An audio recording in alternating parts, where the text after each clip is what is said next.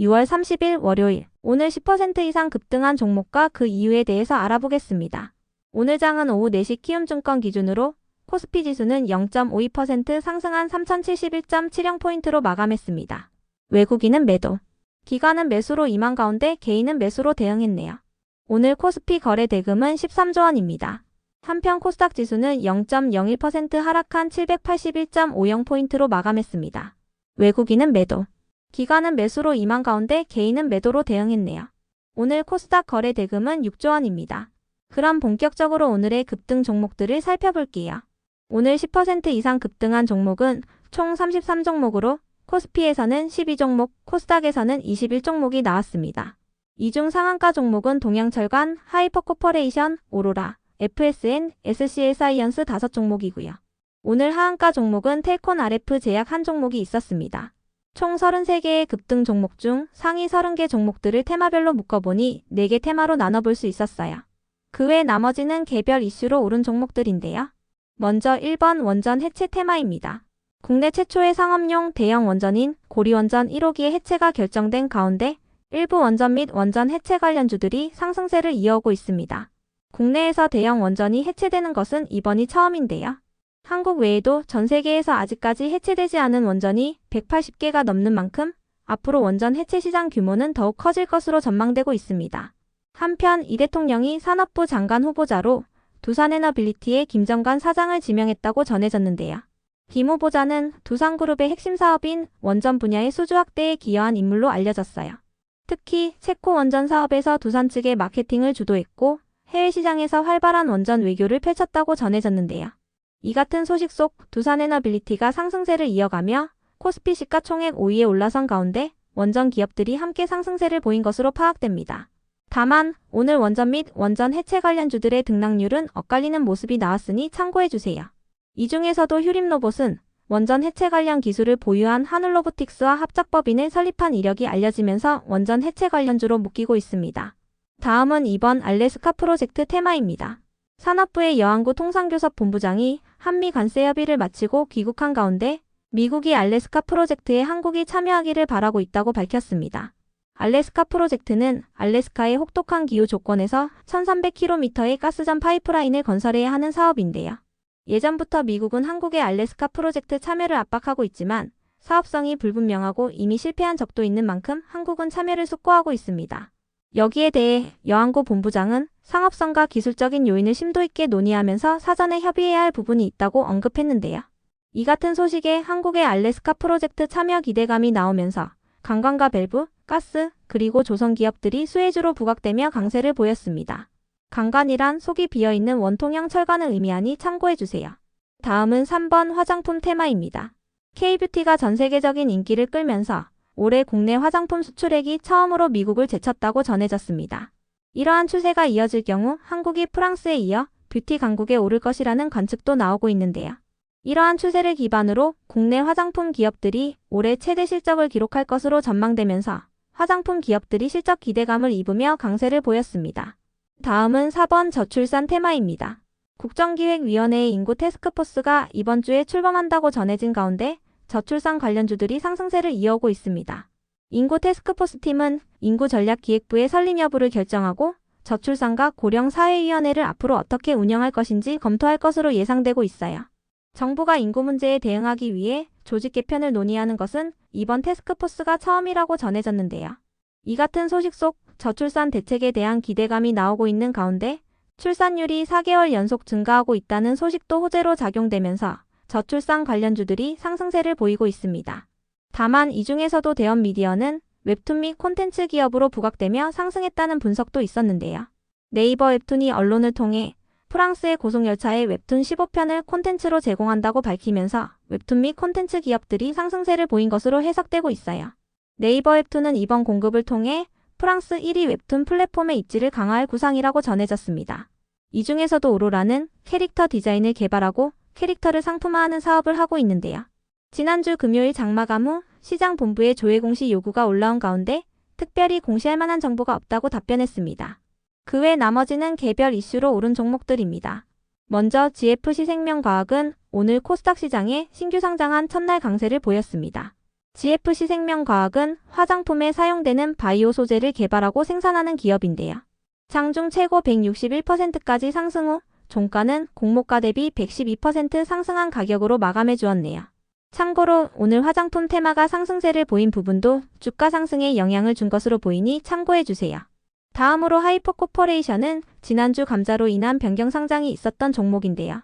지난주 변경 상장 첫날 상한가로 마감한 가운데 전환사채 발행 소식에 이 현상에 들어갔고 지난주 금요일 장마감 후 3자 배정 유상증자 및 경영권 변경 계약을 체결했다고 공시하면서 오늘 3연상에 들어갔습니다.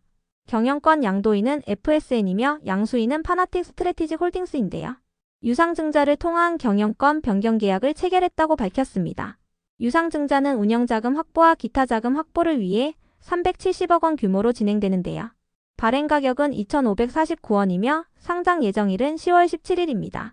이 같은 공시 속 하이퍼코퍼레이션이 상거래일 연속 상한가로 마감한 가운데 최대 주주인 FSN도 상한가로 마감했는데요. 참고로 FSN은 자회사의 영업이익 호조 소식을 밝히며 지난주에 강세를 보인 바 있으니 참고해주세요.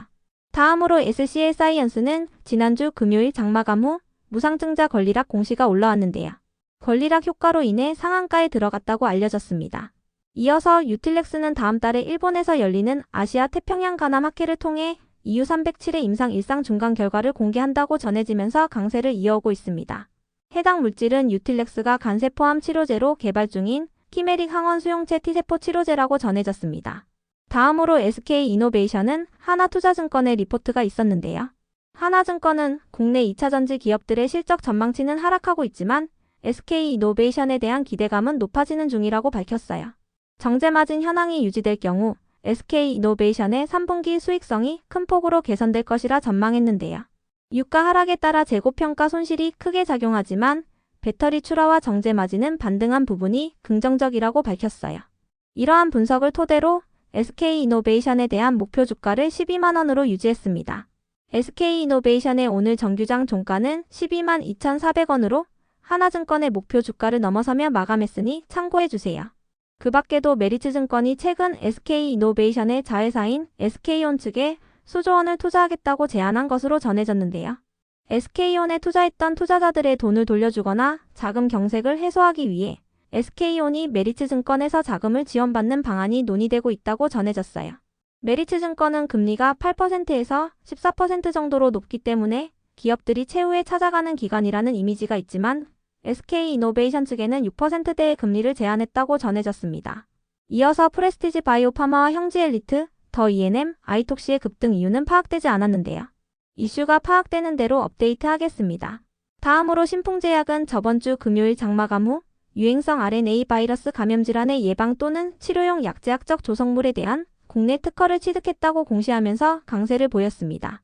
신풍제약은 지난주 유럽에서도 같은 내용의 특허를 취득했다고 공시하며 급등세를 보인 바 있는데요.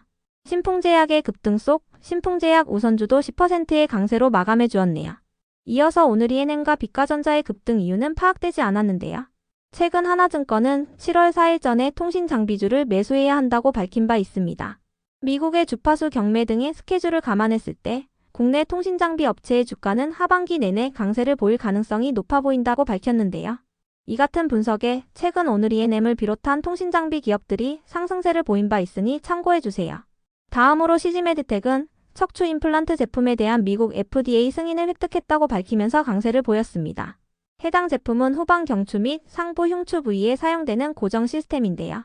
이번 인증을 통해 미국 시장 진출을 위한 기반을 확보했으며 글로벌 매출 성장의 교두보가 마련됐다고 평가받고 있습니다. 이어서 세아홀딩스는 신한투자증권의 리포트가 붙어주며 강세를 보였습니다.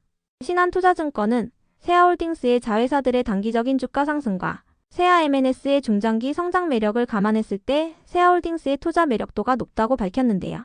특히 중국산 특수강 본강의 반덤핑 제소가 특수강의 가격 상승으로 이어지면서 자회사인 세아베스틸지주의 이익 증가가 기대된다고 밝혔어요. 이러한 분석을 토대로 세아홀딩스에 대한 목표 주가를 14만원으로 신규 제시했습니다. 세아홀딩스의 오늘 정규장 종가는 12만 4,300원입니다. 그 밖에도 상법 개정안이 이번 주 안에 처리될 것으로 전망되면서 지주사들이 상승세를 보이고 있으니 참고해주세요. 다음으로 이팔은 최근 언론을 통해 부산 디지털자산거래소와 스테이블 코인 발행 및 유통 플랫폼 구축을 위한 업무 협약을 체결했다고 밝힌 바 있는데요. 해당 소식에 스테이블 코인 시장 진출 기대감이 이어지며 강세를 보인 것으로 추정됩니다. 다만 프로젝트 한강의 1차 테스트가 오늘 종료된 가운데 2차 테스트에 대한 논의를 잠정적으로 중단한다고 전해졌는데요. 프로젝트 한강이란 한국은행의 주도로 진행 중인 디지털 화폐 프로젝트입니다. 이번 1차 테스트는 소비자 10만 명을 대상으로 QR 결제를 활용하여 물품을 구매하거나 송금을 해보는 등 지급과 결제 기능을 검증하는 방식으로 진행됐는데요. 1차 테스트 결과를 토대로 올해 연말에 2차 테스트를 시작할 계획이었지만 은행권에서 한국은행과의 견해 차이가 발생하면서 2차 테스트 진행에 제동이 걸렸다고 전해졌어요. 이와 관련하여 한국은행 관계자는 스테이블 코인 사업이 은행을 중심으로 추진될지가 불확실한 상황에서 은행들이 디지털 화폐에 돈을 쓰기가 어려운 상황으로 파악됐다고 밝혔는데요. 법제화 등 상황이 정리된 후에 재논의한다는 생각이라고 설명했습니다. 그 밖에도 미국의 스테이블 코인 기업인 서클의 주가가 15%의 급락세를 보인 부분도 스테이블 코인 테마의 악재로 작용되었는데요. 이러한 분위기 속 오늘 스테이블 코인과 디지털 화폐, 토큰 증권 등 디지털 자산 관련주들이 하락세를 보였으니 참고해주세요. 다음으로 앞타바이오는 언론을 통해 면역 항암제 후보물질에 대해 미국 FDA로부터 희귀의약품 지정을 받았다고 밝히면서 강세를 보였습니다. 희귀의약품 지정에 따라 시판 후 7년간 시장 독점권을 갖게 되며 FDA 심사 비용이 면제되고 임상시험 보조금을 지원받는 등 혜택을 받게 될 예정이라고 밝혔습니다. 이어서 아이로보틱스가 이틀 연속 강세로 마감했는데요. 특별한 호재는 파악되지 않았습니다. 다만 아이로보틱스는 최근 YOM에서 아이로보틱스로 사명을 변경한다고 공시한 바 있으며 오늘 실제로 사명이 변경되었는데요. 그 밖에도 최근 경영권 분쟁 소송 판결에 대한 공시가 올라온 바 있으니 참고해주세요. 다음으로 사조시푸드의 급등 이유는 파악되지 않았는데요. 사조시푸드는 지난주 금요일 장마감 후 최대 주주인 사조산업의 소유 주식수가 증가되었다는 전자공시가 올라온 바 있으니 참고해주세요. 증가된 물량은 26만 주이며 발행 주식 총수 대비 1.5%에 해당합니다. 이어서 NC소프트는 리니지M에 대한 중국 판호를 획득했다는 소식이 지속 부각되면서 강세를 보인 것으로 파악됩니다. 상하이 샤오밍타이지 네트워크 테크놀로지가 현지 퍼블리싱을 맡는다고 전해졌습니다.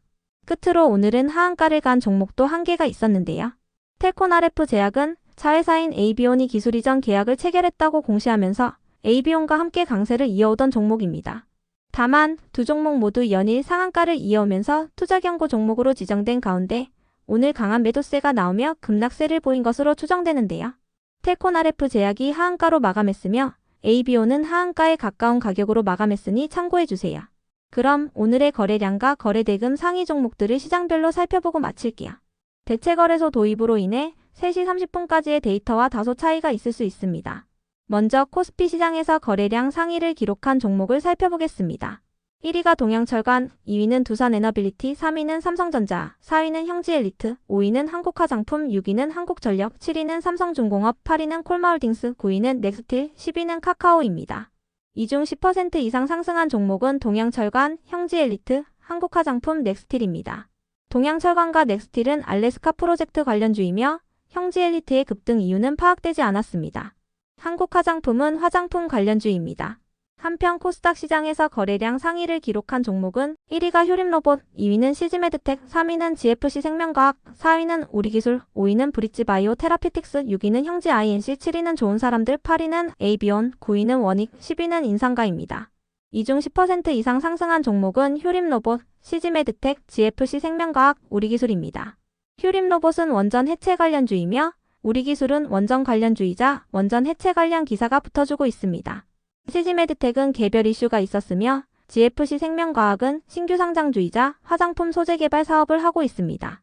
다음으로 코스피 시장에서 거래대금 상위를 기록한 종목을 살펴보겠습니다.